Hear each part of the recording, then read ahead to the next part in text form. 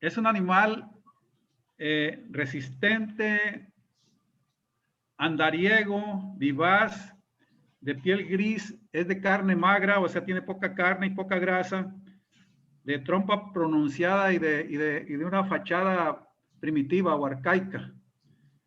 Son feos.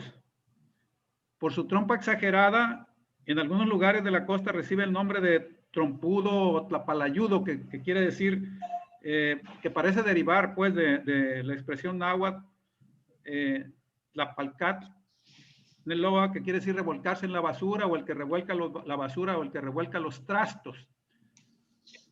Es considerado, este cerdo es considerado una cruza de un cerdo ibérico llamado napolitano, que es lampiño o es pelado, y una variedad de cerdo asiático que es pequeño pero muy inquieto.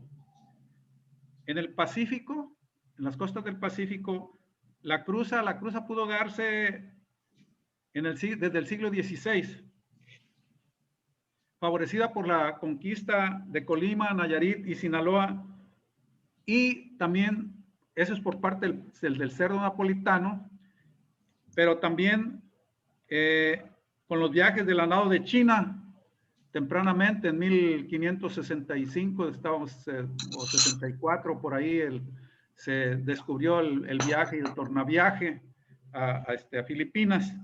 Entonces, en ese transcurso de finales del siglo XVI pudo darse esta cruza. La adaptación y los casi 500 años que lleva en México le hicieron reconocerse también con el nombre de raza criolla.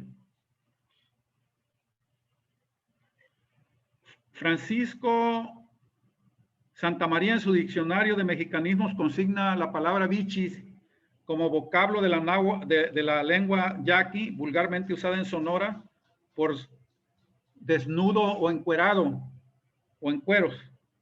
Por esta razón, aquí en la Bahía de Banderas, el cerdo pelón se le conoció también como cerdo bichi.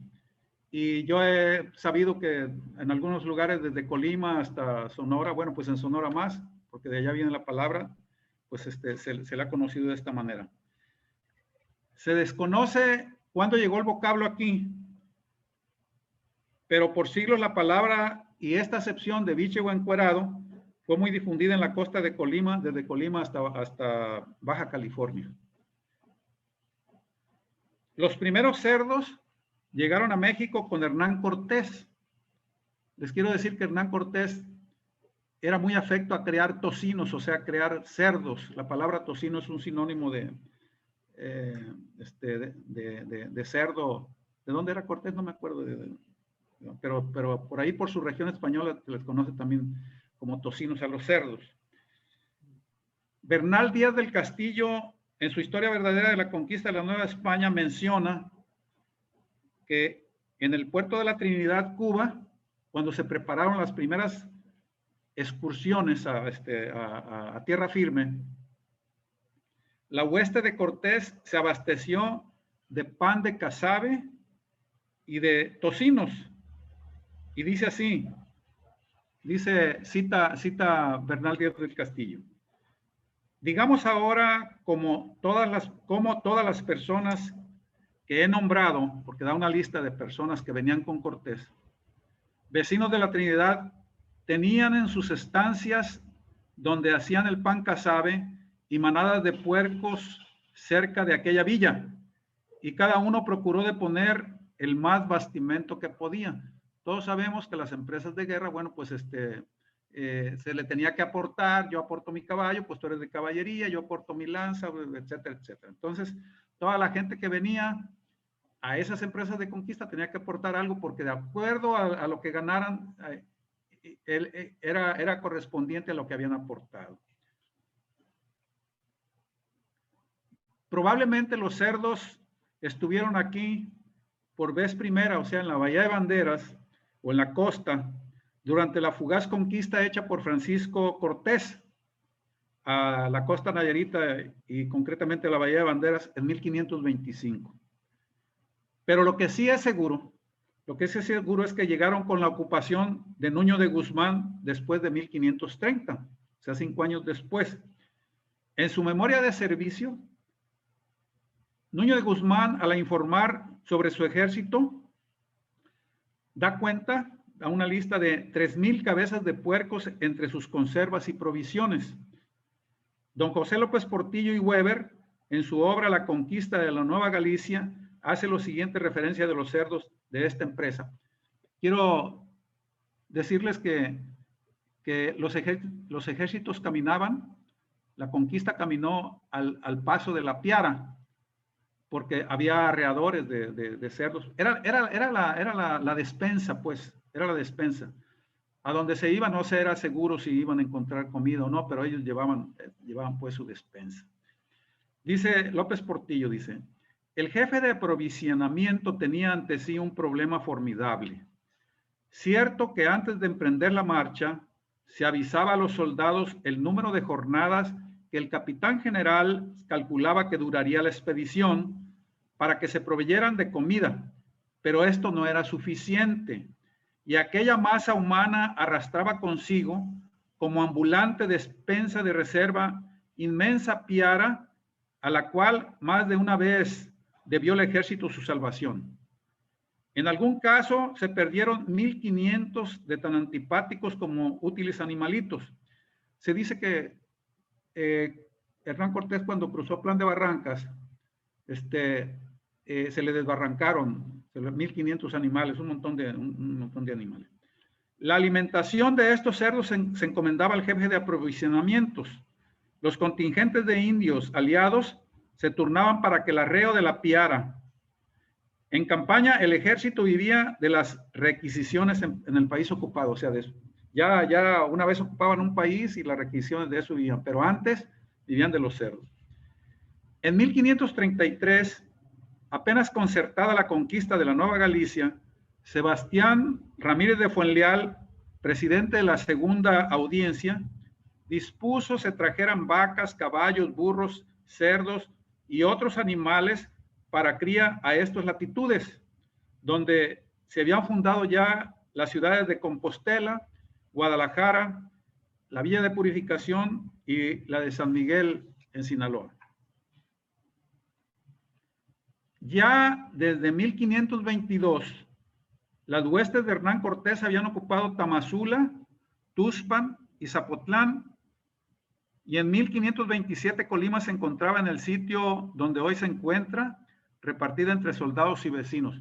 O sea, ya desde 1522, 3 años antes de 1525, de la excursión que vino a Nayarit, a las costas de Nayarit, pues Hernán Cortés había ocupado las minas de Tamazula, las minas de Contla y todo lo que se le conoce con el nombre de sur de Jalisco, desde una parte, desde la ribera, podríamos decir la ribera sur del lago de Chapala hasta límites con Colima. Es una región muy rica en ese tiempo. Mandó un señor de apellido Ábalos, no era sanguinario, respetó los pueblos, hizo una conquista, podríamos decir, pacífica, al grado que todavía, incluso, por ejemplo, Tuxpan o algunos barrios de Zapotlán el Grande, se habla todavía el náhuatl. Hace 50 años que yo estuve por allá, había más pueblos que conservaban todavía su idioma. Entonces, bueno, pues fue una conquista pacífica que le dio oportunidad a que los cerdos se reprodujeran. Además es un clima muy bonito. Santana, Zapotiltic, Alba, todos esos lugares tienen un excelente clima, ¿no? Muy productores de maíz. Ya desde 1520, decíamos que habían conquistado. A sabiendas de la atracción de Cortés por la crianza y negocio de los cerdos o tocinos, es seguro que ya desde entonces los cerdos se pasearan por los valles del sur, sin respetar sembradíos ni huertas indígenas. Ahí conocieron la abundancia del maíz y la dulce vida de las regiones sin invierno. de los pueblos de Ábalos y se reprodujeron indolentes sin los sobresaltos de la guerra que llevó, por ejemplo, Nuño de Guzmán, una guerra muy sangrienta, ¿no? Si atendemos al dato, ya les dije antes, sobre Francisco Vázquez Coronado, que anduvo otorgando mercedes reales y pacificando los valles de Valle de Banderas y Chacala en 1539, concluiremos que los cerdos junto con el ganado llegaron a las costas y a nuestra región por esos años, tal vez procedentes de los pueblos de Ábalos, que era lo más cercano.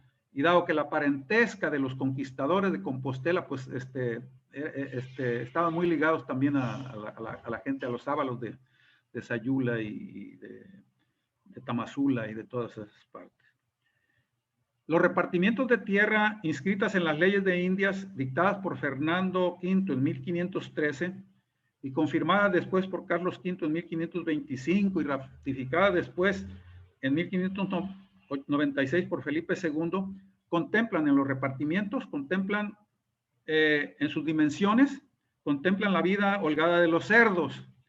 Alguna de las leyes dice, por ejemplo, dice, y porque podía suceder que al repartir las tierras hubiese duda de las medidas, declaramos que una peonía es un solar de 50 pies de ancho y 150 de largo, 100 fanegas de tierra de labor de trigo o cebada, 10 de maíz, 2 huertas de tierra para huerta y 8 para plantas de otros árboles de secadal, tierra de pasto para 10 puercas de vientre, 20 vacas y 5 yeguas, 100 ovejas y 20 cabras. O sea, una peonía pues se le daba a quien había venido a la empresa de guerra a pie.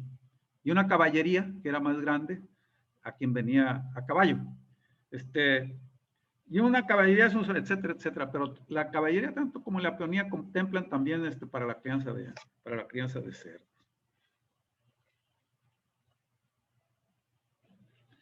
El cerdo asiático, bueno, ya vimos cómo llega el cerdo de la conquista. Ahora el cerdo asiático. El cerdo asiático llegó a las costas de Colima, Jalisco y Nayarit a finales del siglo XVI, favorecido por los viajes del ganado de China. Como arribó el coco de agua, ahí lo tienen ustedes, y el destilador filipino, que les decía yo que hay 2 formas, puede destilar el mezcal, cualquier destilado, 2 formas. Uno con el destilador árabe, que tiene un serpentín y un enfriador. Son dos calderas, una para calentar y otra para enfriar. Y el destilador filipino, que es más rústico, ¿verdad? Pero que también llegó de aquellas partes. Si más para adelante hay oportunidad de que platiquemos sobre la raicilla, ¿verdad? Les voy a enterar más de cómo está esta cosa. Lo cierto es que a finales del siglo XVI ya se encontraban en abundancia en la ciudad de Compostela, como lo testifica Alfonso de la Mota y Escobar en 1605. En 1605 dice Alonso de la Mota de Escobar, un obispo que vino a visitar estas partes. 7 leguas de aquí, corriendo hacia el norte, o sea, estaba de estar aquí en el Valle de Chacala, me parece, o en el Valle de Banderas, escribe esto. Hacia el norte está la ciudad de Compostela, llamada de Jalisco por otro nombre, de hasta 20 vecinos españoles. Temple no muy cálido y doctrina de clérigos que se provee conforme al real patronazgo. Hay en su circuito pueblos de indios, de poca gente. Tiene estancias y labores donde se coge mucha cantidad de trigo y maíz y hay mucho ganado mayor y menor de ovejas, cría de mulas y de la cerda. Hay asimismo gran cantidad de miel y bosques de naranja, etcétera, etcétera, etcétera. O sea, ya lo registra él también como gran cantidad. Ya en la costa, abundante en palapares, en ríos y manantiales. Por ahí viene una fotografía, una de estas fotos es tuya, Alba, no recuerdo si esta o no. No, es verdad que no. Pero por allá busqué y tomé algunas de tus fotos. Ya en la costa, abundante en palapares, ríos y marismas, los cerdos bichis se reprodujeron en libertad casi salvaje durante 350 años. Aquí aprovecharon manantiales, arroyos y escurrimientos para excavar charcas, donde su piel sin pelo se refrescaba del sol tropical. Aquí encontraron el paraíso, pero además se hallaron con el adjetivo bichi, que les vino como anillo al dedo. Todavía es posible, todavía hace 5 años estuve yo aquí en lo más alejado del municipio de Bahía Banderas, en Aguamilpa y el Ahuejote, que es limitando con San Sebastián del Oeste. Y todavía es posible encontrar cerdos, que los cerdos vayan al río a comer camarones todavía. Son muy listos, mueven la piedra contracorriente y están esperando a que salga el crustáceo y son muy listos para atrapar camarones. Coco ya no, porque el coco ya casi también se extinguió. Cerdos y coquito de aceite. Las partes principales del coquito de aceite son, aquí tenemos a mano izquierda el coquito de aceite individual y lo tenemos en racimo. ¿Cómo se da? ¿Sí? Está verde, pero llega a madura de un amarillo bonito, anaranjado, y de ahí cae o lo tumba uno en el racimo. Y bueno, las partes principales del coquito de aceite son la cáscara, que es la corteza, la pulpa, que es eso amarillo, el hueso, y adentro, protegida por el hueso, la almendra. La cáscara está constituida por una fibra resistente que protege la pulpa. La pulpa es de un aroma y sabor agradable. Es un alimento para los costeños. Para nosotros de chiquillo lo consumíamos, y cuando traían, los que se dedicaban a esta labor, traían sus racimos de cocos maduros y se los aventaban a los cerdos en los chiqueros o los extendían en sus patios. Nosotros competíamos con los cerdos para ganar los cocos más ojones o que considerábamos más ricos. Nos peleábamos con los puerquitos para ganarles, porque es bueno, tiene buen sabor. Dice, omnívoros y provistos de mandíbulas fuertes y pronunciadas, que los convertían en una verdadera máquina trituradora de lo que toparan, los cerdos se aficionaron a comer camarones y cangrejos, pero particularmente en los palapares gustaron de majar la corteza del coquito de aceite, llamado localmente coco de raspa o coco de ruñir en la costa, o nosotros así. Gracias a este especial hábito, a finales del siglo XIX pasaron a ser un engranaje importante en la producción del aceite de coco. En un reporte de las propiedades de la Unión en Cuale, hecha por Charles Hoyle en 1919, válido para las costas de Tomatlán, Cabo Corrientes y Puerto Vallarta, porque era lo que abarcaba las posesiones de la minera Unión en Cuale, casi 80,000 hectáreas. Se encuentra la cita siguiente, pero antes quiero que ustedes observen esas fotografías. Tenemos unos arrieros o unos acarreadores de arena o de piedra en las peñas Puerto Vallarta, a principio de, no sé, en los años 20 será. Y allá al fondo, atrás del señor descamisado, se ve un animalito, se ve un puerquito. Y yo hice el acercamiento, y ustedes, si se alcanza a apreciar claramente, es un puerquito de esos bichos. Es un cerdito pelón. Bueno, la cita dice lo siguiente. Los cerdos se crían muy bien en esta tierra caliente, pero esto no debería de causar sorpresa, puesto que el maíz es tan abundante y barato en ciertas épocas del año, y como no se puede guardar indefinidamente, hay que dárselo a los cerdos. Por otro lado, estos encuentran un alimento de lo más nutritivo en la pulpa que resulta como desecho en la fabricación del aceite de coco y la corteza exterior de los cocos que comen ávidamente. Sin embargo, si se les dan demasiados productos del coco, la manteca se hace como aceite y no es apropiada para el mercado. Este problema se puede corregir si al final del periodo de engorda se les da maíz. Bien, en las entrevistas que yo he hecho por la costa de Bahía de Banderas, desde lo de Marcos hasta Carretadera,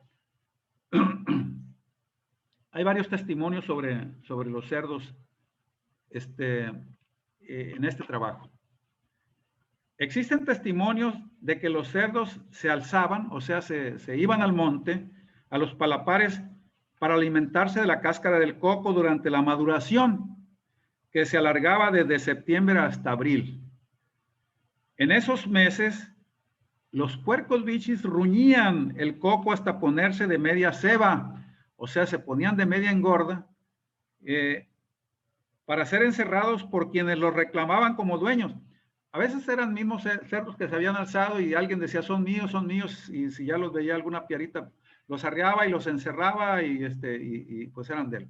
A veces sí, los mismos campesinos, los mismos locales, engordaban, criaban alguna puerquita o dos, y en tiempo de maduración del coco le daban para los palapares que se pusieran, dice la gente, de media ceba. Y terminar su engorda con maíz para obtener manteca. En una entrevista a don Miguel Bravo Morelos, tiene dos apellidos independentistas, de lo de Marcos el señor comenta, dice, cuando yo caí aquí, el señor venía de la haciendita de por acá, bajó por Aguamilpa, por ese lado. Dice, cuando yo caí aquí, a los 3 días mataron una leona que estaba en picada a comerse los puercos. Los rancheros tenían muchos puercos, se metían al monte y ese animal, o sea, la leona se empicó a tragárselos. Y cuenta la historia, pero continúa, dice, aquí había un comercio, lo tenía don Liborio Palomera, fue el primero. Se vendía lo que más se usaba, azúcar, café, arroz, petróleo, manteca. Aquí había mucho puerco. Matabas un puerquito, sacabas la manteca para pasarla un tiempo, se acababa y matabas otro puerquito. Los puercos se criaban escarbando en los palapares, se ponían de media ceba con el coco y ya de ahí los mataban cuando ya estaban buenos.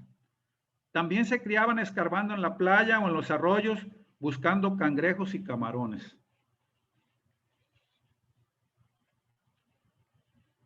Se tiene razón de que a finales del siglo XIX, el señor Nieves Lepe, quien llegó de Tecolotlán a Puerto Vallarta, a Las Peñas en ese tiempo, instaló los primeros molinos de coco de aceite y aprovechaba el desperdicio para engordar puercos. En un estudio de Leoncio Blanco sobre Las Peñas, hoy Puerto Vallarta, en el embarque de salida de alrededor de 20 productos, anota el aceite de coco y la manteca de cerdo con las siguientes cifras. En 1911, en los embarques, anota aceite de coco 106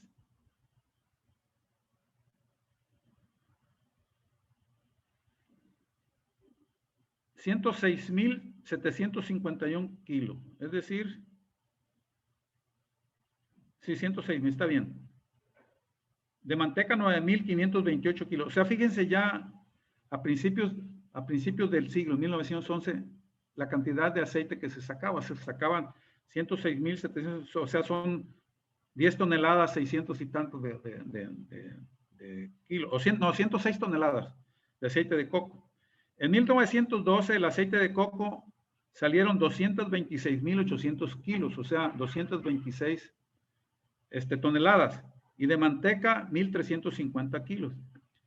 En 1913 bajó 53,308 kilos y 1,300 de aceite y 1,350 kilos de manteca.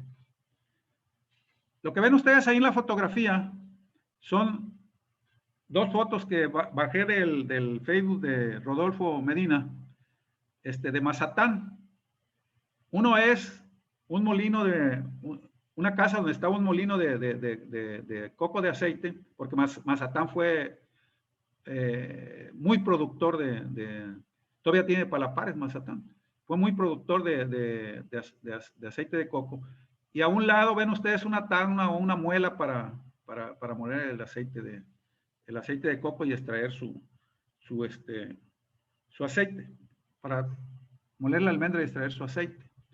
Se tenía que calentar y luego se ponía y con unas piedras se machacaba y tenía unos huecos las piedras por donde destilaba el aceite. Ya en 1911, por ahí en ese entonces, en la primera década del siglo XX, ya en ese entonces existían 3 molinos de coco en Las Peñas. El coquito de aceite era comprado por las fábricas de jabón y molinos que existían en Mazatlán, Sinaloa, en Tepic, en Guadalajara. Guadalajara también compraba el coco de Colima. Incluso al coco de aceite en Guadalajara se le conocía como coco de Guadalajara, por la cantidad que llegaba, pero venía de Colima. En Compostela, en Mazatán, porque Mazatán fue primero productor de aceite y de jabón que la misma Compostela, y en Puerto Vallarta. El aceite era utilizado para las lámparas de alumbrado y el desecho de molienda o granza se utilizó como alimento para cerdos enchiquerados o encerrados o estanciados. La industria del aceite de coco creció aparejada a la engorda de cerdos para la extracción de manteca.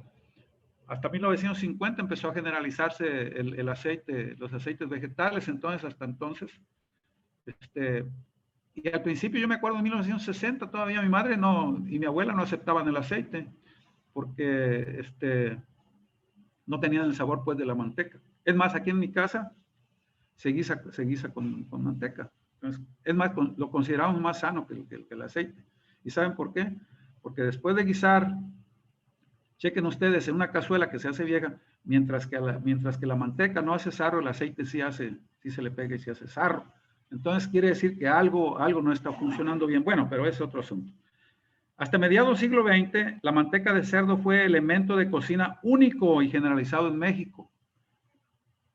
Esta asociación alimentaria y productiva se deja ver en los testimonios recogidos en el poblado de Lo de Marcos en el 2016. Guadalupe Isiordia, una tía política mía, me dice en ese tiempo, antes se sembraba mucho, ganado había poco, lo que sí había era mucho puerco. Don Liborio Palomera, y vuelve a citar a don Liborio Palomera, criaba puercos, los tenía encerrados y los soltaba cuando había coco maduro para que lo pelaran. El coquito de aceite se vendía a don Fernando Flores Aro de Compostela. Tenía un negocio que se llamaba Molino de Oleaginosas. En realidad hubo dos empresas muy grandes en Compostela que luego las vamos a mencionar. De ahí mismo, el señor Victorio Salazar me dice, aquí mi padrino Liborio Palomera tenía un chiquero de puercos. Los soltaba a los palapares y engordaban con el puro aceite del coco. Ese día, todavía mi padrino no echaba fuera los puercos del chiquero cuando llegó el tigre y se llevó un puerco. Y nos fuimos a seguirlo. Y le encaramaron los perros. Mi padrino era muy bueno para tirar con pistola, pero muy desasiado para sus armas.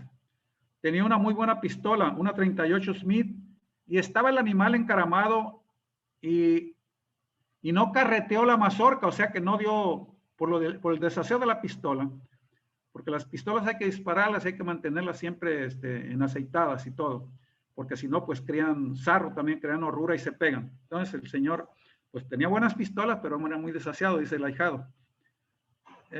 La mazorca de la pistola por sucia. El tigre se bajó delante de nosotros y se fue. Ya no lo alcanzaron los perros. Estaban muy empicados los tigres a comer puercos. Sarita Palomera, la hija de Liborio Palomera, me dice lo siguiente. Mi padre fue Liborio Palomera. Tuvo ganado. Llegó a tener 60 vacas de pie. Mucho ganado. Era el único que tenía ganado. era el encargado en lo de marcos de la hacienda de las propiedades de la hacienda de La Peñita, por eso la importancia de Liborio Palomera. Puercos también tenía muchos. Tenía que entregar a Puerto Vallarta manteca. Venía una canoita de Puerto Vallarta porque eran 120 latas de manteca que estaba entregando por mes. O sea, en tiempo de matanza, después de que engordaban los puercos, se dedicaba a matarlos. Y nos platica que la gente iba y se comían los chicharrones porque ellos nada más aprovechaban más que nada la manteca y les daban de comer a la gente que se arrimaba y les daban chicharrones, ¿verdad? Porque lo que ocupaban era la manteca. En 1922, los municipios de Compostela, San Blas, Santiago Ixcuintla y Tuxpan, Nayarit, había alrededor de 10,000 hectáreas de palapar, más 3,000 en el municipio de Puerto Vallarta y Cabo Corrientes. O sea, teníamos para 1922 registradas 13,000 hectáreas de puro palapar desde Santiago Ixcuintla hasta Cabo Corrientes. La cosecha de coco de aceite emprendida por las haciendas antes del reparto ejidal, antes de 1936-37, pudiera calcularse en 1,100 toneladas, antes del reparto ejidal, antes de 1937. O sea, la Peñita de Jaltemba, la Peñita de la hacienda de la Jarretadera y la hacienda de los Delius hacia el norte, etcétera, y otras haciendas pequeñas que había aquí en Puerto Vallarta. Entonces, entre ellas, 1,100 toneladas cuando las haciendas. Con el reparto ejidal, ejecutado en esta zona entre 1933 y 1940, la producción de coquito se vino abajo. Pero con la Segunda Guerra Mundial, la demanda de aceite de coquito se elevó. El gobierno de México tuvo que intervenir para incentivar el acopio y regular los precios del mercado. Y aquí en Nayarit los gobiernos del estado estuvieron muy pegados también a controlar los precios. En febrero de 1944, el gobernador de Nayarit, Candelario Miramontes, inauguró la brecha carretera Compostela-Valle de Banderas. El principal objetivo de esta carretera, de esta vía, fue acceder a las costas de Chile y de Compostela, que eran grandes productoras de coco de aceite. Ese mismo mes, de febrero de 1944, el gobernador se reunió con ejidatarios coqueros, o sea, ya estábamos en la Segunda Guerra Mundial, y representantes de las empresas compradoras para establecer algunas condiciones.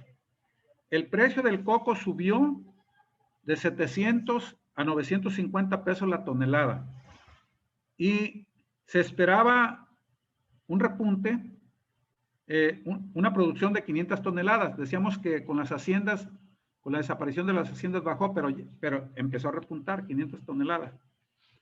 En 1948, ya con Flores Muñoz, con don Gilberto Flores Muñoz, se renegoció el precio del coco y se pagó a 1.10 pesos el kilo, o sea, 1,100 pesos la tonelada, sobre una producción de 5,000 toneladas, nada más en Nayarit, aparte de las 1,000 y tantas que se estaban produciendo por el lado de Jalisco y Cabo Corrientes.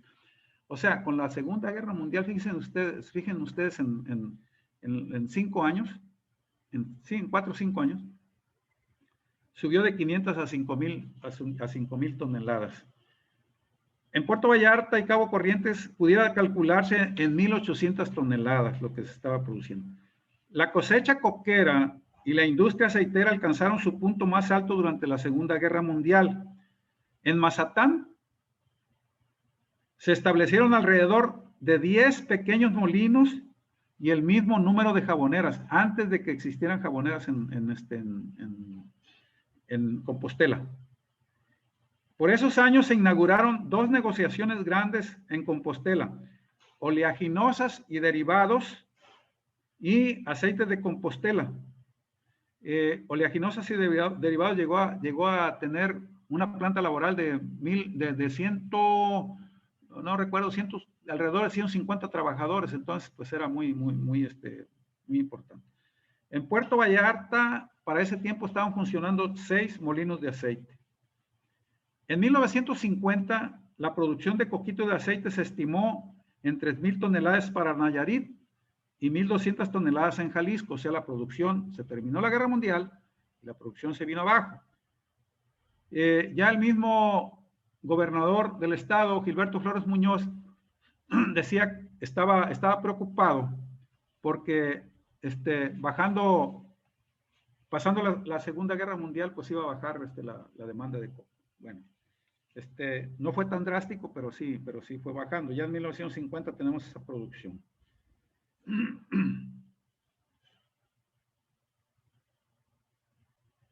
Hacia 1953, 3 años después, la cosecha se estimó en 1,500, entre 1,500 y 2,500 toneladas en Nayarit, o sea, bajó 500 toneladas o 1,000 toneladas. Y para Jalisco nada más 600 toneladas, de 1,200 bajó el 50% ya en Jalisco. El precio también se fue a la baja, ya hubo discusiones entre los productores y entre los aceiteros. Venía gente a comprar coco de aceite o incluso aceite ya refinado desde la Ciudad de México o Guadalajara, porque Nayarit se convirtió también, como en el tabaco, se convirtió en el principal productor en esos años de aceite de coco. Despojar de la cáscara el coco maduro acelera el secado y por lo tanto la labor de quiebra y recolección de la almendra. En los palapares, el ruñido fue tarea de hormigas, ratones, jabalíes y cerdos salvajes. Cuando el coco maduro era carreado a las rancherías, se arrojaba a los chiqueros de los puercos domésticos o se abría a los patios de secado para que los puercos callejeros se dieran un festín. Sin la labranza gratuita de los cerdos pelones, trompudos, tlapalayudos o bichis, hubiera sido más laboriosa las grandes cosechas de coco de aceite. El ocaso de la industria aceitera. Desde 1949 y durante el paso de Gilberto Flores Muñoz como ministro de Agricultura y Ganadería, se buscó la autosuficiencia de granos básicos en México, especialmente del maíz. Ese año, en 1949, la producción en el estado de Nayarit fue de 60,000 toneladas de maíz. Todo gracias a los créditos ejidales, el aumento en los precios del grano, el uso de semillas mejoradas que empezaron a usarse y la aplicación de fertilizantes sintéticos o químicos. La producción se elevó en 1952 a 115,000 toneladas y en 1958 la cosecha anual rebasó 130,000 toneladas de maíz en Nayarit. Pero eso fue a costa de lo siguiente. Como se observa, mientras que la demanda de coco inició un descenso pasada la Segunda Guerra Mundial, la necesidad de producir granos básicos, especialmente de maíz, fue en aumento. La insuficiencia de maíz y el interés por producirlo influyó directamente en las zonas coqueras. Ya en 1947, el gobierno de Gilberto Flores Muñoz anunció que serían abiertas a la agricultura 25,000 hectáreas de tierras vírgenes en la costa norte y costa de Chila, de Nayarit. En 1948 se precisó que serían desmontadas 2,000 hectáreas en el ejido de Las Varas, Nayarit. Al parecer, estas pretensiones fueron pospuestas por mantener en pie los palapares, porque todavía estamos hablando de que en el 49 había 3,500 toneladas, o en el 48 5,000, ¿verdad? Entonces, era negocio todavía, y esas pretensiones de la tumba se detuvieron, de la tumba de palapares. En 1954, cuando la industria del aceite había dado varios traspiés y la quiebra de coquito fue incosteable, porque ya entonces ya no era posible, los precios fueron la demanda se fue a la baja, los precios fueron a la baja y del coco, pero aumentó, los jornales se fueron a la alza. Entonces ya no era costeable juntar y quebrar el coco de aceite ya para 1954. Entonces se retomó en 1954 la propuesta de abrir tierras vírgenes para dedicarlas a la producción de maíz. En los primeros meses del año de 1954, Se abrieron más de 1000 hectáreas de tierra en Las Varas. Los ejidatarios de La Lima, El Monteón, Lo de Marcos, San Francisco y Sayulita echaron abajo los palapares para cultivar maíz de temporal. En el municipio de Puerto Vallarta se tumbó palapares en el ejido de Ixtapa, Coapinola y Pitillal, que dependían de créditos manejados por el Banco de Crédito Ejidal de Nayarit. O sea, desde acá, era Jalisco, pero los créditos venían del Banco Ejidal de Nayarit. Entonces, siguieron el mismo ejemplo. En el norte de Nayarit se hablaba de que ese año se habían abierto 3,500 hectáreas de tierras vírgenes en Santiago Ixcuintla. Don Victorio Salazar, de Lo de Marcos, nos brinda el testimonio de esa época, de las tumbas. Dice, en aquellos tiempos había concesiones y el gobernador Flores Muñoz le dio la concesión del coco a don Fernando Flores, a uno de los dueños de las empresas. Aquí puso de recibidor a mi padrino Liborio Palomera. Él recibía el coco para don Fernando. Ese señor ayudaba y nos traía mercancía en las aguas, ayudaba con la mentada refa, le decíamos la refa a la ayuda que nos daba. Ya para el 15 de septiembre, que ya se iban a comenzar los trabajos de la coqueada, iba la gente allá a recibir la refacción en efectivo, ya para comenzar a trabajar. Así era antes. Y se acabó la coqueada en el 54. Se acabó el trabajo del coco. Hasta el 54 ya no hubo cosecha de coco y quedó muy pobre aquí. En ese año se dio permiso para la tumba de los palapares. Las parcelas que se pudieron cultivar, se pudieron hacer de cultivo, se hicieron de cultivo. La caída de los precios del coco y lo incosteable de su explotación siguieron en picada. En 1955, ante los elevados costos de producción, los coqueros exigieron mejores precios. En 1956, algunos ejidos que habían tumbado los palapares se encontraban en la ruina porque ni supieron cultivar el maíz y también abandonaron el coco. En 1959, hay varias quejas de varios ejidos. En 1959, la industria aceitera se había casi terminado. Cerró sus puertas oleaginosas de Compostela y no hubo interés en el remate del coco. O sea, ya en el 59, en definitiva, nadie se interesó en los remates del coco, porque la venta se hacía a través del concurso de las empresas aceiteras y se hacía un remate a ver quién pagaba más. Todavía en 1961, el municipio de Compostela producía 643 toneladas de coco. San Blas producía 198 toneladas. Santiago Ixcuintla 84 toneladas y Tuxpan 61 toneladas. En el 62 Compostela cosechó 495 toneladas. San Blas 175 y Santiago 49 toneladas. En el 63 San Blas produjo 16 toneladas y Santiago Ixcuintla 39 toneladas. Este año el trazo de la carretera Compostela-Puerto Vallarta atravesaba el ejido de Sayulita. Me voy a regresar a las fotografías anteriores porque aquí tenemos el trazo de la carretera a Puerto Vallarta ya en el 63. Vean ustedes, son puros palapares. También contribuyó a la deforestación en ese sentido. Ese viene siendo como cerca de llegar, la Puerta de la Lima, por ahí. Y aquí tenemos el estero de Lo de Marcos, y tenemos un señor que venía como topógrafo en el trazo de la carretera en ese tiempo. Esa es cerca de Sayulita, entre Lo de Marcos y Sayulita, me parece. Apellida Serena el señor. Me dio, por cierto, algunos datos muy excelentes. La gente se ha portado muy bien en ese sentido. Bien, entonces, íbamos atravesaba de Sayulita. La maquinaria pesada abatía la selva. En entrevista con el señor Arturo Serena, este señor, empleado de la Secretaría de Comunicaciones y Transportes, me relató lo siguiente. Yo pertenecía a una brigada de topografía. Todo el tiempo nosotros íbamos adelante de las compañías, dando línea para que las compañías vinieran atrás construyendo. Había mucha fauna silvestre, mucha, desde armadillos, mapaches, venados, chichalacas, chonchos, todo eso había. Los venados eran muy mansitos. Íbamos trabajando y los venados se quedaban viendo las máquinas, nomás las veían de un lado a otro los animales. No estaban baleados, no estaban briosos.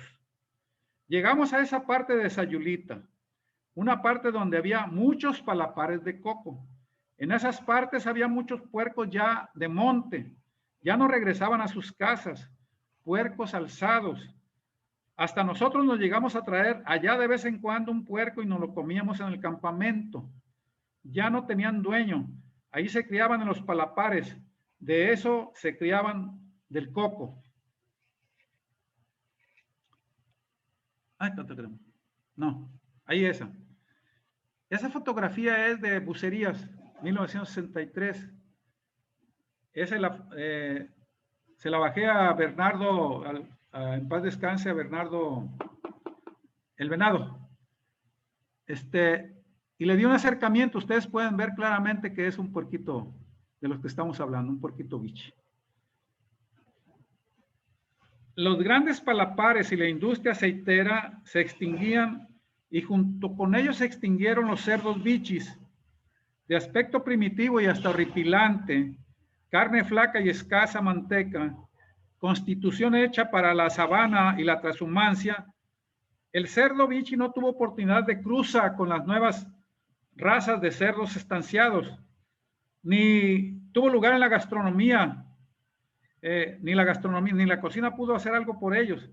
En nuestras costas, de cocina sencilla y poco aderezada, hasta mediados siglo XX, el cerdo bichi no pudo trascender en una receta especial de comida, como sucedió en el sureste del país con la cochinita pibil. Resulta que en Yucatán y en el sureste se cría todavía el puerco porque es la base para la carne esta magra, y es la base para la cochinita pibil. Aquí no tuvimos una cocina aderezada. El puerco bichi si acaso pervive en los relatos de cuando el tigre bajaba hasta la playa, porque eso lo encuentra uno, Bucerías, lo de Marcos, que el tigre bajaba de la selva hasta los chiqueros se llevaba los puercos. O hasta la playa, para llevarse los puercos, o en el imaginario popular con la leyenda de que el diablo solía aparecerse a los jugadores de baraja en figura de puerca flaca, seguida de una piara de puerquitos chillones. Resulta que durante mucho tiempo estuvo prohibida los juegos de azar en la costa, tomar cerveza y todo también estuvo castigado, sobre todo para los ejidatarios, y se iba la gente a los montes a jugar baraja, era muy dado todavía hasta los años 50. Valle de Banderas, Ixtapa y todo eso, se iban a los montes a jugar baraja y por allá decían que el diablo se les aparecía en figura de puerca flaca con puerquitos chillando y bueno, en esa imaginaria. Sin palapares y ahora perseguidos por los nuevos agricultores de maíz, los cerdos de la conquista se fueron extinguiendo sin pena ni gloria, acosados por los apremios de las autoridades vecinales de tener los puercos enchiquerados. Muchos fueron victimados a balazos o a machete limpio sin reclamos. O sea, los puercos debían estar enchiquerados ya para los años 60, 70 en todos los pueblos de la costa. Como un episodio de un relato surrealista, los bichis desaparecieron del paisaje rural sin dejar rastro. Todo el mundo lo recuerda, pero nadie tiene memoria cuándo vio el último, ni dónde, ni bajo qué circunstancias. Eso es todo, mis amigos, sobre el puerco bichi. Les agradezco su atención. Muchas gracias. Un abrazo. Si hay preguntas y quieren que les sigamos o las dejamos para otro día, no sé. Muchas gracias, maestro. Qué interesante. Si gusta dejar de compartir para que pueda ver a todos en galería, por favor. ¿Dónde la aprieto? En la parte superior. Aquí está. Dice ahí, men. Ahora sí. Ahora sí ya los veo. Alba. De entrada, con la explicación que nos da el maestro Eduardo, pues bueno, queda de manifiesto lo que tiene que ver en un ecosistema, ¿sí? La pérdida de una especie influye sobre la pérdida de otra especie, ¿sí? Comentando esta cuestión de que en el gobierno de Gilberto Flores Muñoz, y bueno, otras ocasiones nos ha compartido el maestro Pedro, y cuando estábamos en el seminario de historia en la universidad, esa cuestión de fomentar aquí la producción de granos básicos en Nayarit, y que fuéramos el granero de México y demás, qué sé yo. Y fue también cuando se dio esa cuestión de que no quedara que no quedara ningún camino que solamente las carreteras eran las que quedaran. De ahí fuera todo demás, tenía que ser de cultivo, ¿sí? Y ya pues quedó nada más para la historia esa cuestión de los coqueros de Tuxpan, ¿sí? Esa cuestión de esos extensos palapares que también hasta esa zona del estado había. Y pues ahora me explico también por qué, por ejemplo, cuando todavía hace unos, ¿qué será? 25 años, por ahí por el Fobiste, había un señor que pasaba vendiendo coco amarillo, así le decía, así lo pregonaba, ese era su pregón, coco amarillo, ¿sí? Y ya no hay eso, ya no hay esa cuestión de esa vendimia de coco, ¿sí? Y bueno, esa parte tan de cooperación entre el cerdo el cerdo bichi y la producción del aceite, en esa cuestión de que ellos, pues entonces, lo que uno disfrutaba tanto al comprar un coco amarillo y estar pelando la cáscara y escaldándose incluso, eso es lo que hacía el cerdo, ¿verdad? Porque después uno lo ponía, después de que uno le quitaba toda la carnita, pues entonces lo ponía a secar, ¿sí? Para después disfrutar del coquito de la almendrita, ¿no?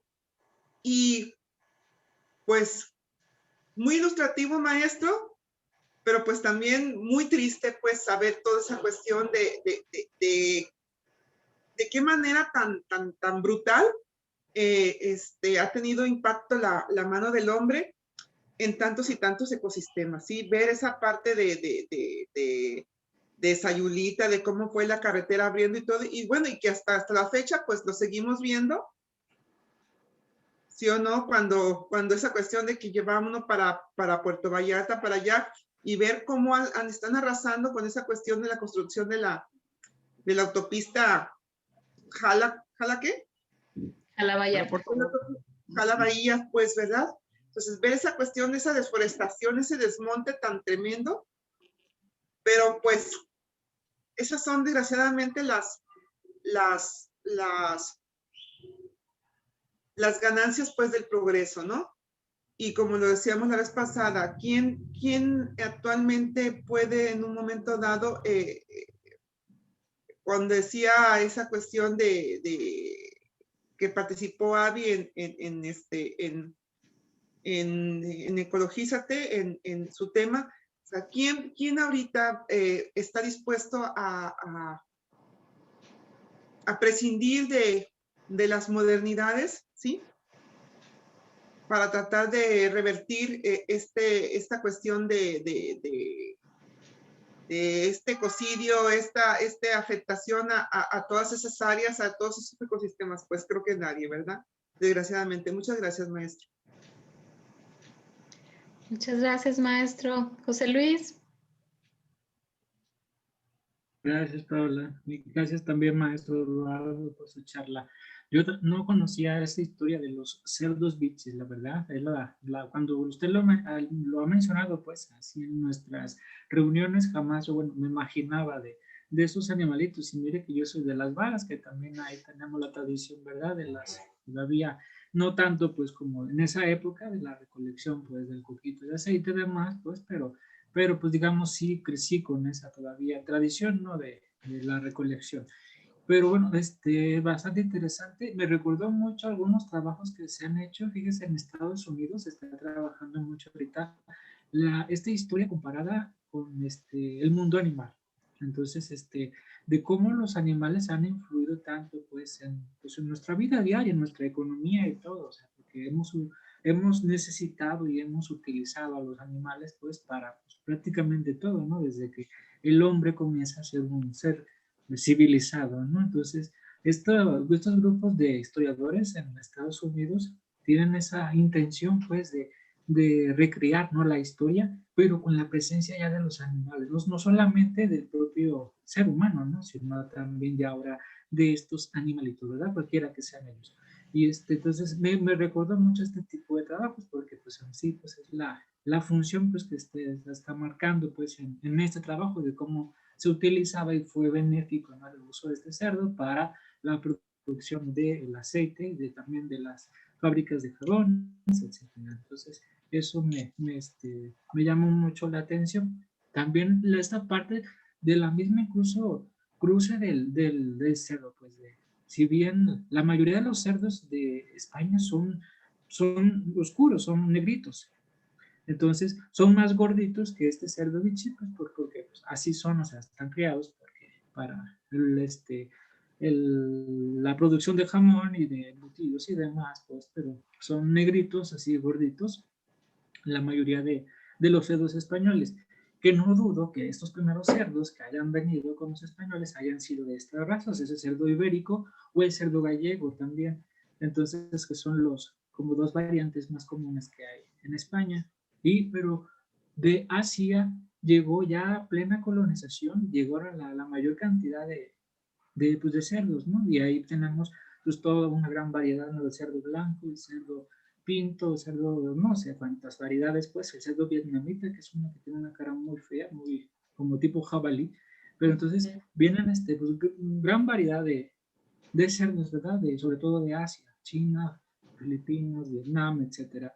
Y pues no dudo pues que en ese momento de contacto, ¿verdad? Haya nacido esta cruza, ¿no? Ya de este cerdo pues un tanto mestizo y criollo pues de esta región del occidente.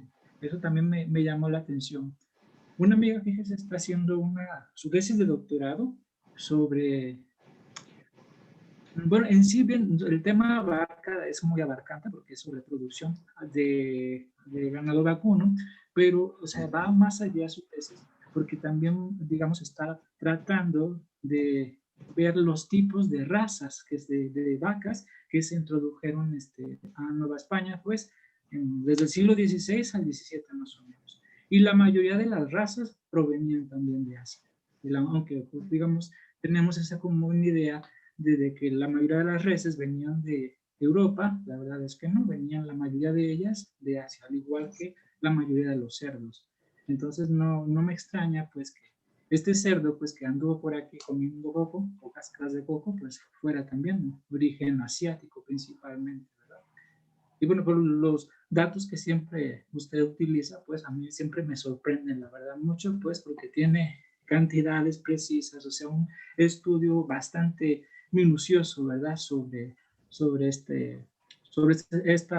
cualquiera de los temas pues, que usted trabaja y eso me sorprende mucho y es bastante llamativo pues lo que hace. Entonces, también le agradezco por compartirnos esta charla pues con nosotros. Muchas gracias, maestro. Gracias, José Luis. Marisela. Hola, pues gracias, Pau, gracias al maestro Eduardo. Pues también agradecida con esta pues exposición y me hizo que me arrepintiera. Yo viví un tiempo con un tío en Tuxpan y me rehusé a probar el coquito de amarillo porque me dio asco por lo aceitoso. Y como no estaba acostumbrada, mi tío compraba petacas y yo, guácala, ¿cómo voy a comer eso? O sea, yo no estoy acostumbrada a comer eso. Y ahorita ya al conocer la historia, pues ya me arrepentí, ¿no? Porque como ese fruto que tú llegas a conocer y a lo mejor lo ves tan insignificante, como tiene en sí una historia que es muy bonita, como decía Alba, pero también muy triste. porque cómo de llegar a ser, por así como decimos, el punto central de la economía, de todo, y los puerquitos en especial, me estaba comentando mi mamá, que estaba escuchando su charla, mi mami, y me decía que antes esos puerquitos andaban en Tuxpan por las calles, que te los podías encontrar así, y que incluso los llegaban a encerrar, y a veces ya los reclamaba el dueño, o no salía dueño, pero si mamá era muy común encontrarte caminando puercos por la calle, y cómo, como dijo, bien lo dice José Luis, y Alba, cómo va las especies, juegan un papel muy importante en este caso, y cómo al último me dio mucha tristeza la frase que usted puso, que tanto que ya no se supo cuándo fue el último que se vio, y a lo mejor las nuevas generaciones segura estoy de que ni siquiera se imaginan, ¿no? Cómo se vivió en esos años aquí en los pueblos de Nayarit, y también pues la cuestión de los palapares, cómo fue la modernización, o eso que dijo también Alba, que es cierto que yo siempre escuchaba que don Gilberto hizo de Nayarit el granero nacional, ¿no? Y pues uno decía, ay, pues qué fregón el gobernador, el político, ¿no? Pero nunca te daba a pensar, a costa de qué, a costa de qué fue esa cuestión, que al final de cuentas, pues pasó un tiempo y no fuimos ya ningún granero ni nada, pero el daño existe, y el daño ya es irreparable, ¿no?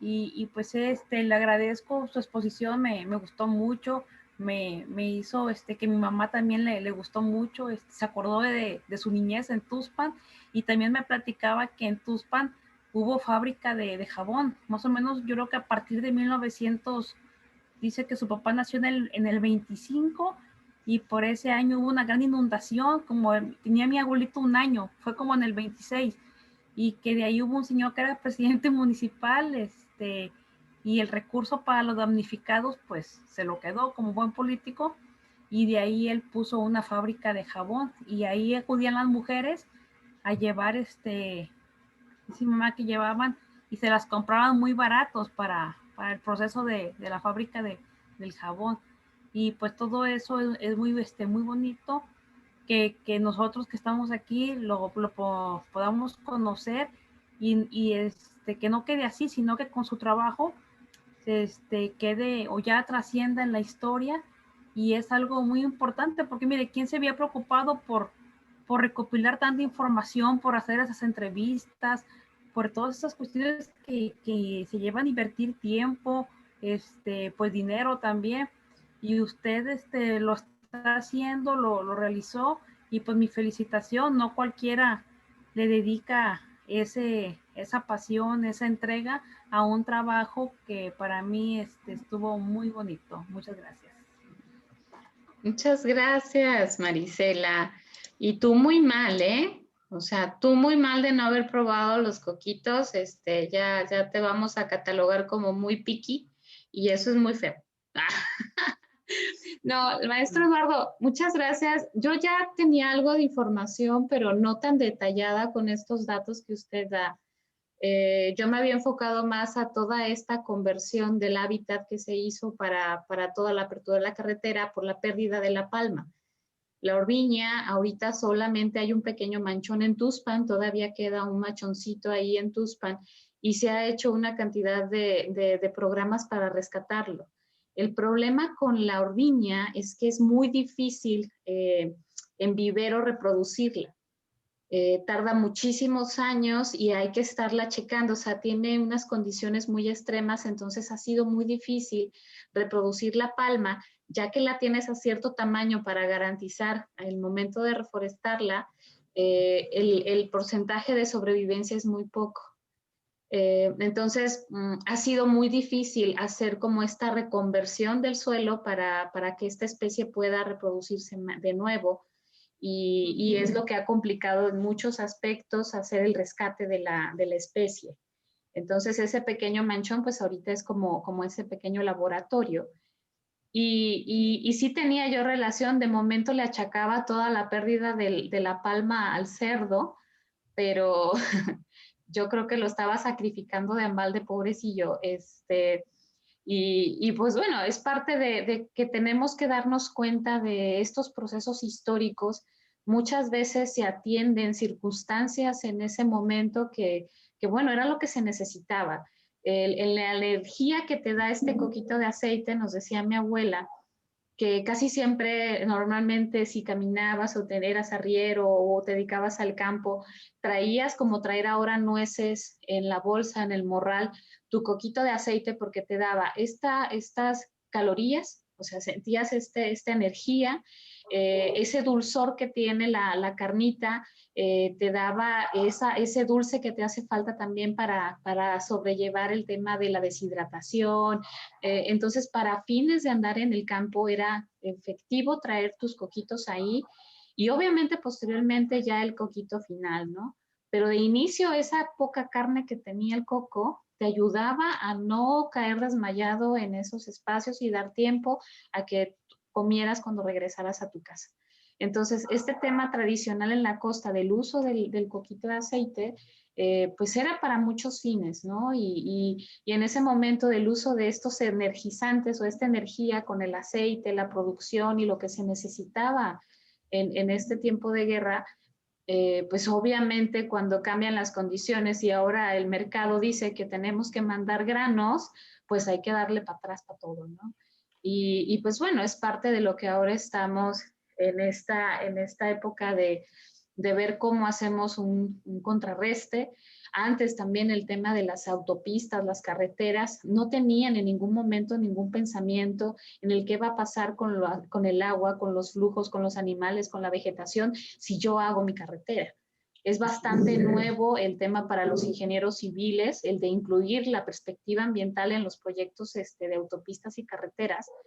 Y es muy nuevo, o sea, no tiene ni 20 años en los que apenas ellos andan volteando de lo que hicimos, estaba súper mal, ¿no? Entonces, creo que es muy importante que estos procesos de información en este tema histórico que usted maneja, con su lenguaje tan ágil y tan ligero, se puedan estar transmitiendo y replicando en diferentes espacios para poder detonar a esta reflexión de qué es lo que, o sea, por qué estamos en este punto. Esas imágenes que usted mostraba de esta zona que quisiéramos verla nuevamente así, y que dices, pues no, o sea, es desolador, sí, dices, pero bueno, pues hay que sobrevivir con lo que tiene uno ahora, pero no deja de ser importante que esta perspectiva histórica que usted tiene, agregada o adherida a su perspectiva ambiental, usted se ha estado enfocando mucho en estos cambios, no solo de paisaje, en estos cambios visuales, este cambio tan dramático en las dinámicas económicas que su zona y su región pues le ha pasado por mucho, ¿no? Yo creo que es un personaje que de inicio lo quiero invitar a las charlas ambientales que tenemos en Ecologízate, que es la asociación que tengo aquí en Tepic. Este año estamos designando, bueno, tenemos proyectado hacer charlas todo el año y por mes estamos determinando ciertos temas. Y en junio va a ser todo el tema del Día Mundial del Medio Ambiente, ¿no? Todo va a estar como en que hay ahora y que hubo antes, ¿no? Y yo creo que vamos a pedirle ahí un espacio para junio, que nos acomode un día a la hora que usted quiera, si quiere este tema o si quiere otro. Pero me resulta muy interesante porque hay muchas personas en la Bahía que no solo son sus seguidoras y sus seguidores, sino que este lenguaje que usted maneja hace muy sencillo el entender muchos procesos que difícilmente pensarías así de sencillos. Y mínimo que los haga remover en algo emociones y nostalgias. Y esto que usted dice del uso de la manteca, yo creo que sí tiene mucho que ver. Nuestros viejos o nuestros bisabuelos, abuelos, esta comida era la base y la verdad que no murieron a lo mejor de viejos, pero no con ahora jóvenes hipertensos. Entonces dices, algo tiene que ver, por supuesto que sí. Claro. Entonces, pero bueno, muchísimas gracias, maestro Eduardo. Bien, gracias Paola, gracias a a todos por sus comentarios, la generosidad de sus comentarios. Si hay algunas cosas que me gustaría, si no es abusar mucho de la hora, algunas cosas que se virtieron, redondearlas o alguna cosa así, mira. Por ejemplo, cuando tú tratas el asunto del coco de aceite como alimento, en realidad, para la gente costeña fue un alimento. Incluso la pulpa, consumir la pulpa era una necesidad, porque no había pues muchos azúcares aquí en nuestra costa y casi toda la costa de Nayarit. No hay caña de azúcar, no hay ingenios. Están más hacia la zona templada. Entonces, por ejemplo, aquí el piloncillo, el azúcar se tenía que traer de Mascota, de San Sebastián, de lugares más templaditos, porque la caña de azúcar como que no es una planta muy, como que la costa no es muy propicia pues para plantaciones grandes de caña. Entonces, pues una de las necesidades de los azúcares, toda la temporada se consumía la pulpa. Y el coco, la almendra, de la almendra, por ejemplo, pues todavía muy famoso en la costa el atole de coco, ¿verdad? Ahorita lo están haciendo con coco rallado de coco de agua, pero no es igual. O sea, con la almendra del coquito de aceite, se hace un atole exquisito, muy, muy famoso en la costa, en nuestras costas. Entonces, y hay un alimento que se hace, que se llama cuala, que es como un flan, pero que se hace también con leche, se hace con coco de aceite. Es muy sabroso. Antes lo hacían los mamás, o había alguien que hacía y pasaba con una batea de plana vendiendo su cuala. Todavía aquí en Ixtapa, Valle de Banderas, Puerto Vallarta, hay gente que vende ese postre, esa cuala. Es una delicia.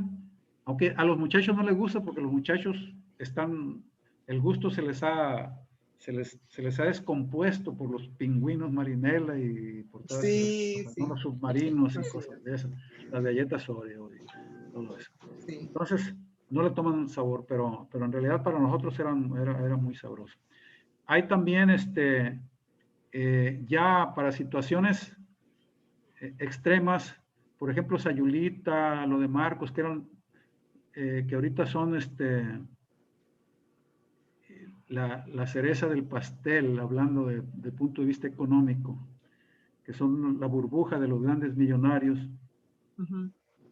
Antes fue de las zonas más marginadas del país, todavía hasta 1950 y tantos, 60. Entonces, había algunas formas de que la gente consumía el coco. Uno era hacer leche de coco, o sea, las mamás molían, echaban agua y hacían leche de coco para los niños, porque no había más, o chicharrones de coco. O sea, se quebra el coquito y se pone en el comal y resulta que hay una transformación química. El coco, una vez que se empieza a calentar, empieza a soltar el aceite y la textura del coco se hace más suave. Entonces, pues las mamás no había más que dar, le quebraban coco, lo ponían en el comal, le ponían sal encima, dejaban que se guisara como chicharrones y así se servía en tortillas calientitas y vámonos para los niños y para la familia. No había más, o sea, era una necesidad de sobrevivencia, o sea, también utilizarlo de esa manera.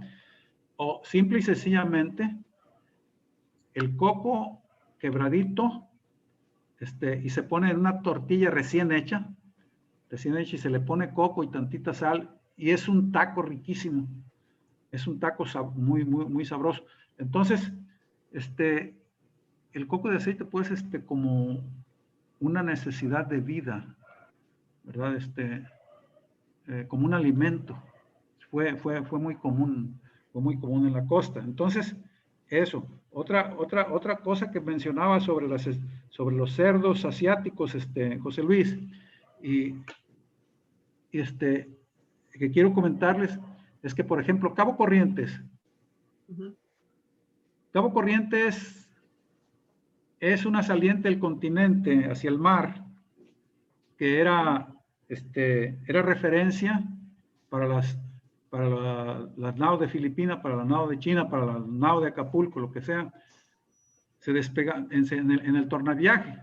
Se venían costeando hasta la punta de Baja California, y de ahí la tirada era Cabo Corrientes. Era ¿cómo se dice? ¿Con qué se dirigían? Con la estrella, no me acuerdo. Las cartas marinas era Cabo Corrientes.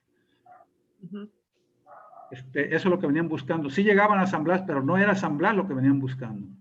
Sí, a veces tenían que bajar en San Blas, en Chacala o en Bahía de Banderas, pero la tirada era Cabo Corrientes, ¿verdad? Cabo Corrientes tempranamente tuvo, en 1700 y fracción, tuvo patrullaje. La Corona puso ahí en Cabo Corrientes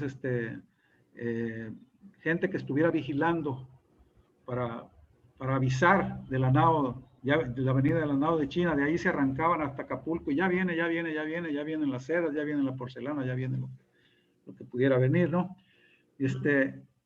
Entonces, como punto de referencia, Cabo Corrientes tuvo el aporte de varias naves, o de muchas naves de Filipinas, al grado de que cuando yo investigué sobre los cerdos silvestres en Cabo Corrientes, les dije del cerdo pelón, y todavía en el 2019, todavía, un señor que le dicen el Japo, él no sabe ni por qué, pero el señor parece japonés, y su papá sí era, o sea, hubo aporte de orientales ahí, Claro. y de ahí le viene su sangre. Entonces le dicen el Japo. Me dijo, oiga, pero yo sé, a mí me platicaron mis abuelos, que primero vino el puerquito ese chiquito, dice, y hasta después llegó el cerdo pelón.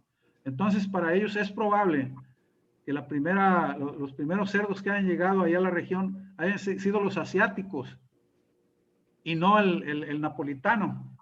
Entonces, pues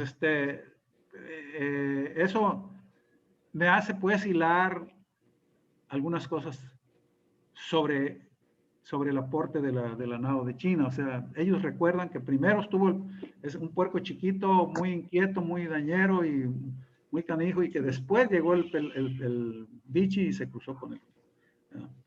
Siendo que normalmente para Colima el entendimiento es que primero estuvieron los cerdos bichi, los cerdos napolitanos, porque ya claramente los consigna en su matalotaje, en su reserva, los consigna Nuño de Guzmán para 1530. Entonces primero para acá llegó eso. Pero en Cabo Corrientes me voltearon la tortilla. Entonces, bueno, está bien, pues es lo que ellos recuerdan, ¿verdad? Eso José es Luis. Ahorita me surgió un comentario, pues, igual y también tiene que ver con cuestiones de clima, porque pues también el puerco pues puede también, por ejemplo, pues quedarse sin pelo debido al calor, ¿no? También sería una de las cuestiones, debido pues a esa parte, porque por ejemplo ahorita haciendo memoria, el cerdo de jabugo que crece en las partes más altas de Andalucía es peludito. Entonces también tiene que ver con alguna cuestión, ¿no? Yo pues sobre el clima, ¿no? Y además pues si vivían pues en zonas tropicales también, por eso pues, también. Una ¿no? adaptación, ¿no? Una adaptación exactamente. Y sí fue obviamente una adaptación que fue pues, durante mucho tiempo, ¿no? Nada más ese pequeño comentario. Alba. Y apuntalando lo de José Luis, lo que comenta José Luis, con respecto a esa expresión de sudando como cerdo y resulta que los cerdos no sudan. No Y tienen por eso su glándulas. necesidad de estar en el fango para refrescarse y a la vez también para la cuestión de la piel, protegérsela, pues, ¿sí? Y poder tumbarse los parásitos que pueda tener en su piel, ¿sí? Y entonces, también, como dice José Luis, es una cuestión adaptativa, eso, haber perdido ese pelaje, ¿no? ¿Por qué? Porque por la zona tropical, por el calor y demás, pues bueno, eso, ¿verdad? Y una cosa también a propósito de esto que nos ha compartido el maestro Eduardo, sobre, así cuando estaba comentando sobre esas piaras que iban viajando con los contingentes, pues vamos, tenían como quien dice su reserva alimenticia más fresca no se podía tener, ¿sí? Se iba necesitando y pues vamos, va uno y va otro, ¿verdad? Entonces, pues al final de cuentas, en esa cuestión de los grandes ejércitos conquistadores y demás, pues lo primero era el abastecimiento, ¿no? Porque pues si no, ¿cómo no? O sea, no podías tener un contingente, una tropa desnutrida, ¿verdad? Porque pues no, si no, pues ¿cómo vas a poder tener fuerzas para la conquista y para las expediciones y para todas esas cuestiones, ¿no?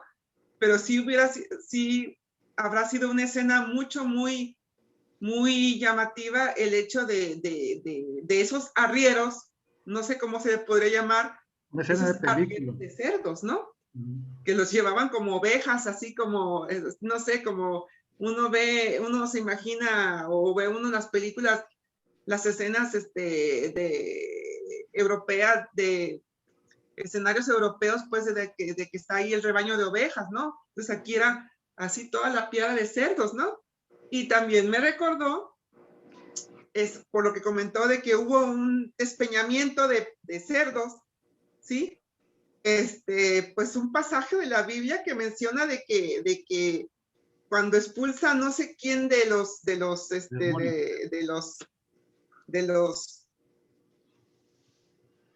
no, el mismo Jesús expulsa a unos demonios, ¿sí? Y que entonces que le dice, somos legión, somos muchos, ¿sí? Ok, entonces me estás expulsando del cuerpo de este hombre que yo tengo poseído, pues entonces, pues déjame meterme en esos cerdos. Estaba una piara de cerdos y entonces resulta que esos demonios exorcizados, de esos demonios expulsados, se meten en la piara de cerdos y los cerdos van y se despeñan, ¿sí? Cometen suicidio, en pocas palabras, ¿no?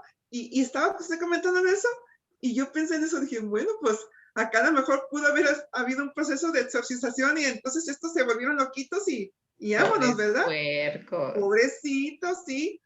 Y digo, pero qué curioso porque al final de cuentas, otra vez en la cuestión de la Biblia, del Levítico y demás, ellos no consumen la carne de cerdo, lo tienen como un animal inmundo, ¿sí? Pero entonces, ¿cómo para otras culturas? Pues bueno, el cerdo pues sigue estando presente en la cultura china, que es motivo que es el símbolo de la abundancia, ¿sí? ¿Sí?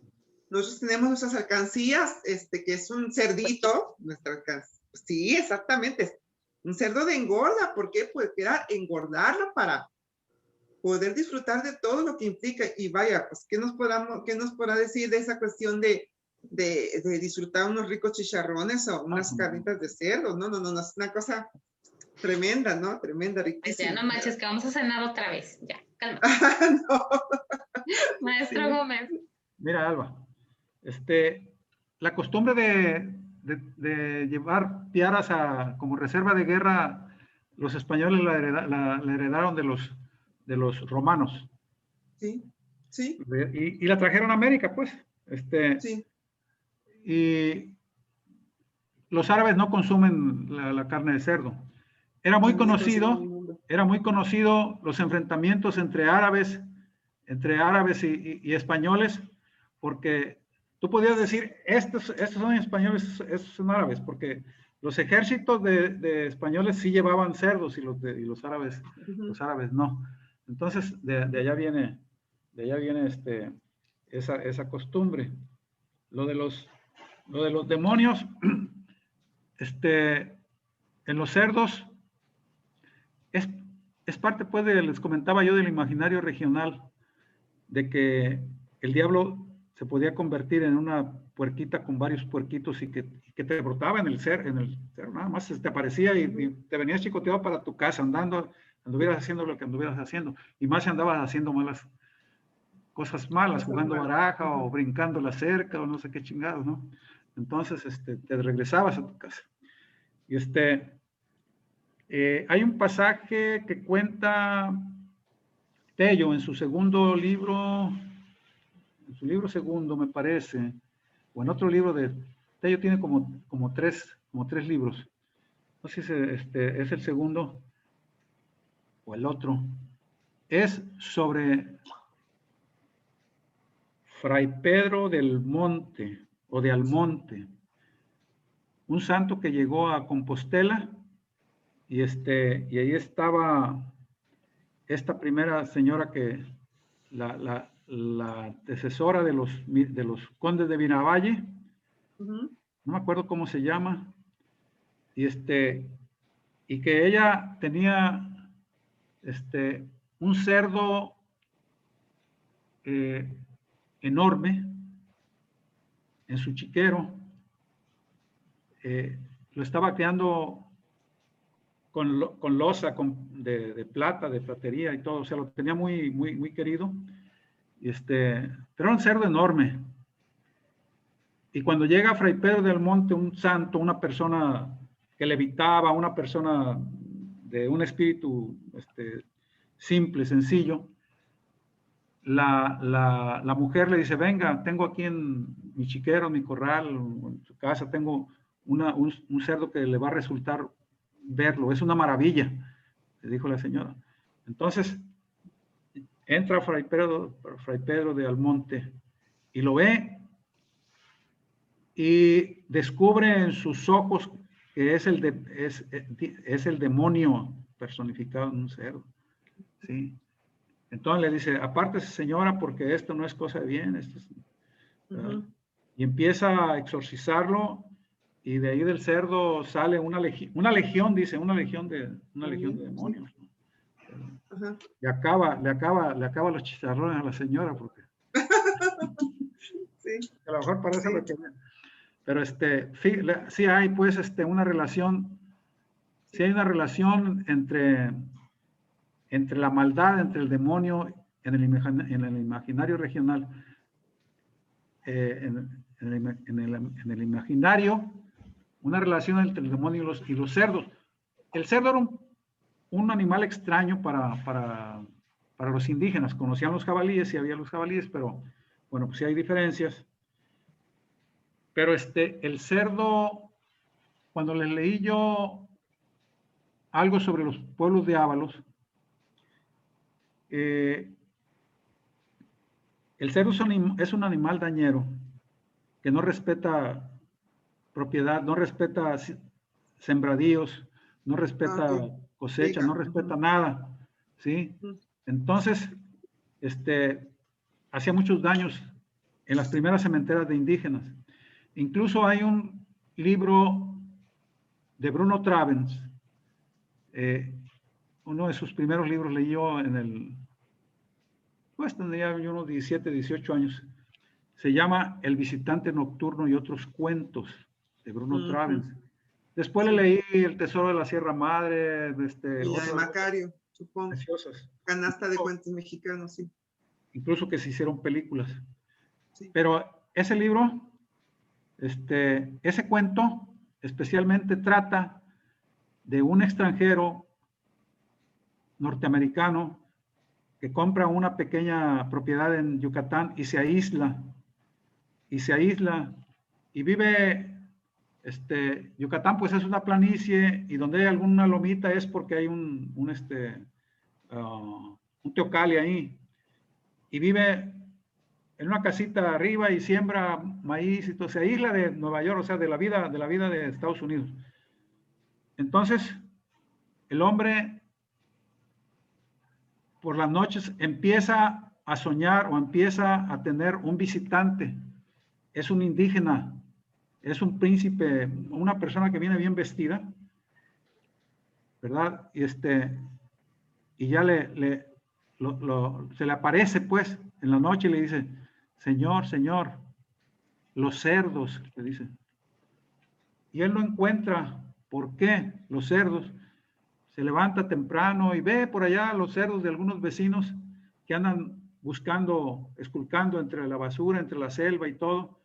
Y andan una piarita de puercos y eso. Y va y varias noches lo visita este personaje, este indígena, señor los cerdos. Y entonces decide en un día de esos seguir a los cerdos, a la piara, hacia dónde se van. Lo va siguiendo, y llegan a un montículo y los cerdos están excavando, están haciendo un hueco en el teocalli, ¿verdad?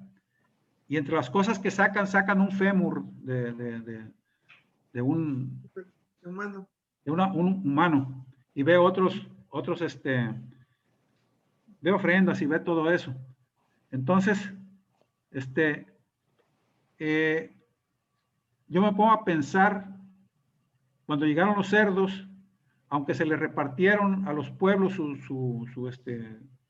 su sitio de ganado mayor, repartieron los indígenas entre los españoles la mejor tierra, mientras que los españoles se dedicaron a enriquecerse, los pueblos a sobrevivir nada más con lo que sabían cultivar, maíz, calabaza, etcétera, etcétera. Y entonces, ya lo escuchamos, los españoles tenían que criar ovejas, puercos, y los sembradíos de los indígenas no se conocían el alambre de púas ni nada, no tenían circulado nada. Entonces no se respetaba. Hay toda una información sobre cómo se fueron adueñando de los pueblos indígenas y cómo fueron sucumbiendo al ataque de las vacas y de los ganaderos. Hay todo eso. Entonces, aquí yo me pongo a imaginar, me remonto a esos tiempos y digo, los primeros pueblos indígenas, cómo vieron a los cerdos. Tuvieron que verlos de alguna manera como demonios. Entonces, de ahí viene también esa comparación, ese achacarlo a los chicharrones. Y yo pienso que por eso, sí, la carne de puerco es muy buena, pero es dañina, la hija de la chingada. Y más si la enchilas. Y más o abusas de ella, abusas de los chicharrones de las carnes. Sí, más bien, exactamente. Poco En Tuxpan medida. hay una colonia que se llama La Saurda. ¿Sí? Ajá. Y La Saurda es una palabra de origen árabe musulmán, y que tiene relación con los cerdos, ¿sí? Sí. Exactamente. Sí, viene siendo donde un chiquero. se cría. Sí, viene siendo un chiquero, La Saurda. Fue una de las más afectadas cuando el huracán Huila, ¿sí? Ahí en Tuxpan, ¿verdad? Bueno, yo ya me estoy quedando casi sin batería, ya está esta cosa aquí, marcándome de no sé qué.